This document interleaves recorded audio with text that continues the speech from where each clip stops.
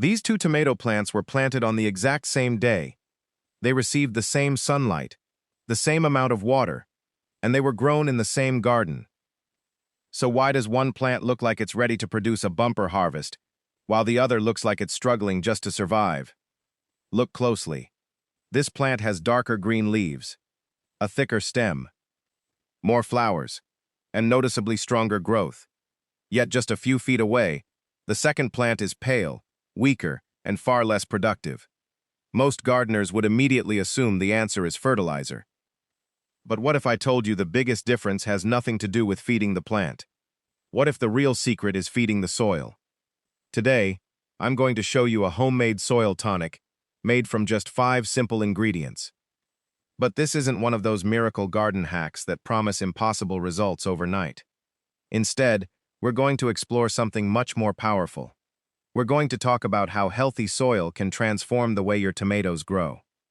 And by the end of this video, you'll understand why many experienced gardeners focus less on the plant itself and more on what is happening underground.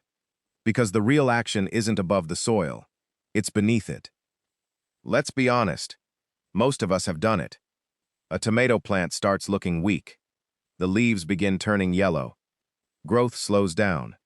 And the first thing we do is reach for fertilizer. More fertilizer. Then even more fertilizer. And sometimes it works, at least for a little while. The plant gets greener. Growth speeds up. And we think we've solved the problem.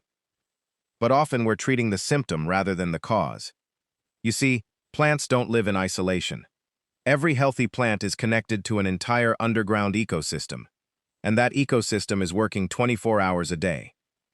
When gardeners talk about healthy soil, they're not just talking about dirt. Healthy soil is alive. In a single teaspoon of healthy garden soil, there can be billions of microorganisms. Bacteria, fungi, protozoa, tiny organisms so small you can't see them. Yet without them, many plants struggle to thrive. These organisms help break down organic matter. They help release nutrients. And they help create conditions that allow roots to absorb what they need. That's why experienced gardeners often say, "Feed the soil, and the soil will feed the plant." When I first heard that phrase, I didn't fully understand it. But the longer I gardened, the more I realized how true it was. Now don't get me wrong, there is a place for fertilizer. I'm not against fertilizer. But many gardeners become trapped in a cycle. The plant looks weak. Add fertilizer. Growth slows again. Add more fertilizer. The soil never improves. The biology never improves. And the garden becomes increasingly dependent on outside inputs. Think of it this way. Imagine trying to stay healthy by eating only energy drinks and supplements. You might get short bursts of energy, but eventually your body would need something more. Plants are similar. Healthy soil provides much more than nutrients. It provides structure, water retention, microbial activity, and long-term resilience. That's why the goal of this video isn't simply to grow bigger tomatoes. The goal is to understand how healthier soil can support healthier plants. And that brings us to today's homemade mix. The recipe itself is surprisingly simple. You'll need 1 tablespoon of active dry yeast, 2 tablespoons of molasses, 1 cup of buttermilk, 1 teaspoon of baking soda, and 1 gallon of water. But here's where most people make a mistake. They mix everything together and immediately pour it onto the soil. That's not how I do it, because one of these ingredients needs time to wake up, and that ingredient is the yeast. In fact, the next step may be the most important part of the entire process. And it's the step many gardeners completely skip. Before we talk about tomatoes, peppers, cucumbers, or squash, let's talk about yeast. Most people think of yeast as something used for bread. But yeast is actually a living organism. When it's dry, it's essentially dormant, sleeping, inactive. To become active, it needs food. And that's where molasses comes in. Molasses is rich in sugars. Those sugars provide energy. So instead of dumping dry yeast directly into the soil tonic, I first combine the yeast and molasses with warm chlorine-free water. Not hot water, warm water. Then I let the mixture sit overnight. And something interesting begins to happen. Tiny bubbles start forming. Foam develops on the surface. The mixture comes alive. That's a sign the yeast has become active.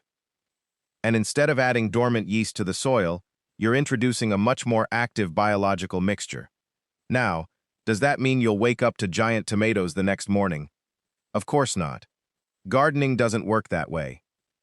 But it does mean you're creating conditions that may support a healthier soil ecosystem. And that's exactly what we're trying to achieve. But yeast is only one piece of the puzzle. Because the ingredient that surprised me the most wasn't the yeast. It was the buttermilk. Many gardeners overlook it completely. Yet it may play an important role when it comes to calcium, plant health, and one of the most frustrating tomato problems gardeners face every summer. Those ugly black spots that ruin otherwise beautiful tomatoes. And that's where things get really interesting. When most gardeners look at this recipe, their attention immediately goes to the yeast.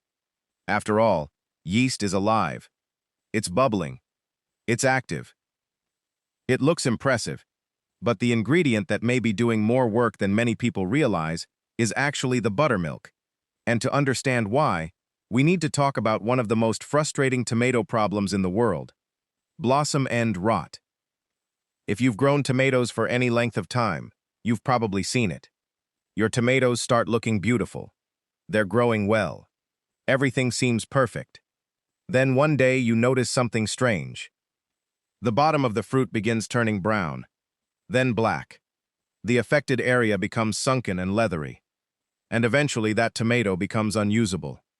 Many gardeners assume it's a disease. Others think insects caused it. But blossom end rot is usually linked to calcium problems and inconsistent moisture levels. The plant is unable to move enough calcium into the developing fruit. And when that happens, the fruit tissue begins to break down. This is where buttermilk becomes interesting. Buttermilk contains calcium. Now let's be realistic. 1 cup of buttermilk is not going to magically solve every calcium deficiency in your garden. But it can contribute calcium while also introducing beneficial bacteria into the soil environment. And when you're trying to build healthier soil, every small improvement matters. Because healthy gardening isn't usually about one huge breakthrough. It's about stacking small advantages together. Now let's talk about the ingredient that many gardeners completely overlook: the water. Most people focus on what's going into the bucket. Very few people think about the water itself. But the water you choose can influence the effectiveness of any soil tonic. Whenever possible, I prefer rainwater. Why? Because rainwater arrives exactly the way nature intended. No chlorine, no treatment chemicals, no additives, just clean water. Beneficial soil organisms generally thrive better when they aren't exposed to disinfectants. Remember, cities add chlorine to water for a good reason. It helps kill harmful microorganisms.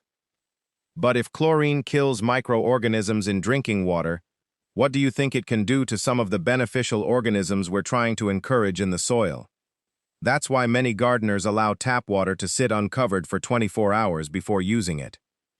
This gives much of the chlorine time to dissipate. Again, we're not chasing perfection. We're simply creating better conditions for soil life. And gardening often comes down to creating better conditions, not perfect conditions. Better conditions. Now let's imagine something most gardeners never get to see. Let's travel beneath the soil surface. Under your tomato plant is a hidden world. A world that is incredibly busy. Roots are constantly growing. Microorganisms are feeding. Earthworms are tunneling. Organic matter is breaking down. Nutrients are being released. And the entire system is communicating. Yes, communicating. Plant roots actually release substances called root exudates. Think of these as tiny food payments. The plant releases sugars and compounds into the soil. In exchange, beneficial microbes help make nutrients more available. It's one of nature's most fascinating partnerships. The healthier this underground ecosystem becomes, the more efficiently plants can access nutrients and water. And that's why feeding the soil can sometimes produce results that appear almost magical. The plant isn't necessarily receiving more nutrients. The plant is simply becoming better at accessing what's already there. If I could choose one creature to represent healthy soil, it would be the earthworm. Gardeners love earthworms.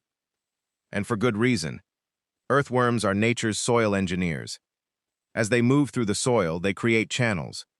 These channels improve air movement, improve drainage, and help roots penetrate deeper into the ground. Earthworm castings are also incredibly valuable.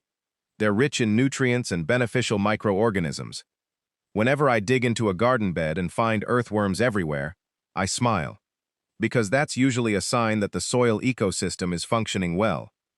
Healthy soil attracts life, and life improves the soil.